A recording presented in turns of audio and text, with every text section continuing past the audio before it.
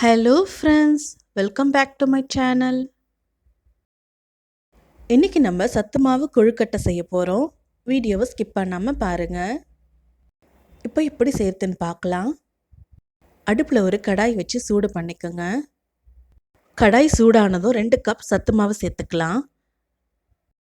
இப்போ இதை நல்லா வறுத்து எடுத்துக்கலாம். அடுப்பை சிம்மில் வச்சு மாவு வறுத்து எடுத்துக்கணும். கைவிடாமல் கலந்துக்கிட்டே இருங்க. இப்போ மாவு நல்லா வறுத்தாச்சு. இது ஒரு மிக்சிங் பவுலுக்கு மாற்றி வச்சுக்கலாம். இப்போ கொழுக்கட்டைக்கு தேவையான வெள்ளைப்பாகு ரெடி பண்ணிக்கலாம். ஒரு அடி கனமான பாத்திரம் எடுத்துக்கலாம். 1 கப் வெல்லம் சேர்த்துக்கலாம். கொஞ்சமாக தண்ணி சேர்த்துக்கலாம். வெல்லம் கரையிற வரைக்கும் நல்லா பாயில் பண்ணுங்க. இப்போ வெள்ளைப்பாகு ரெடி ஆயிடுச்சு. இப்போ கொழுக்கட்டை செய்ய ஸ்டார்ட் பண்ணலாம். நம்ம வறுத்து எடுத்த மாவில் கொஞ்சமாக உப்பு சேர்த்துக்கலாம். 1/4 ஸ்பூன் ஏலக்காய் தூள் சேர்த்துக்கலாம்.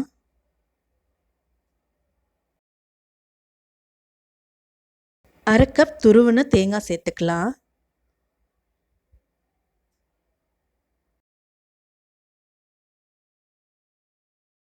இப்போ நம்ம செஞ்சு வச்சுருக்க வெள்ளைப்பாகு எடுத்துக்கலாம்.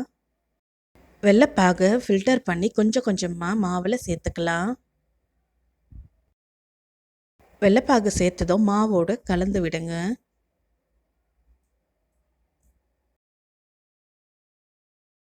இப்படியே கொஞ்சம் கொஞ்சமாக வெள்ளைப்பாகு சேர்த்து கலந்து விட்டுக்கிட்டே வரணும்.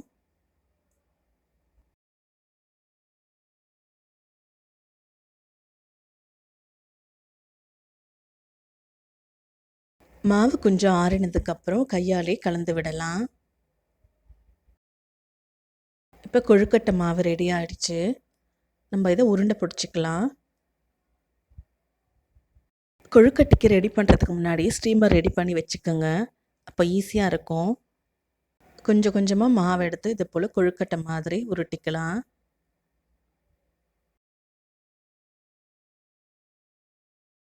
எல்லா கொழுக்கட்டை உருண்டைங்களையும் இந்த இட்லி தட்டில் வச்சுக்கலாம்.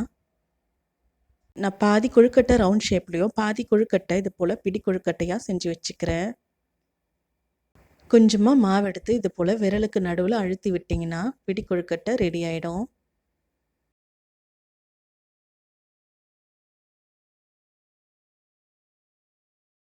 இப்போ கொழுக்கட்டை எல்லாம் பிடிச்சி வச்சாச்சு. இது அப்படியே ஒரு ஸ்டீமருக்கு மாற்றிக்கலாம்.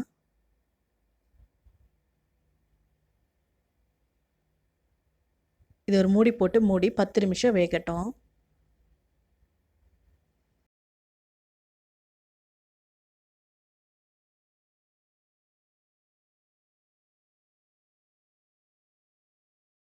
இப்போ 10 நிமிஷம் ஆயிடுச்சு. கொழுக்கட்டை எல்லாம் நல்லா வெந்திருக்கு. இப்போ இதை வெளியே எடுத்துடலாம். வீட்டில் சத்து மாவு இருந்ததுன்னா இது போல் கொழுக்கட்டை செஞ்சு பாருங்கள்.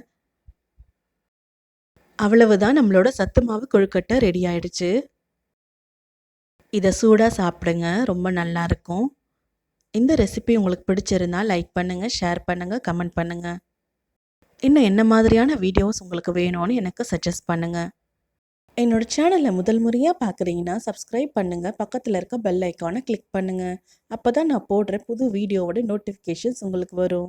தேங்க்ஸ் ஃபார் வாட்சிங்.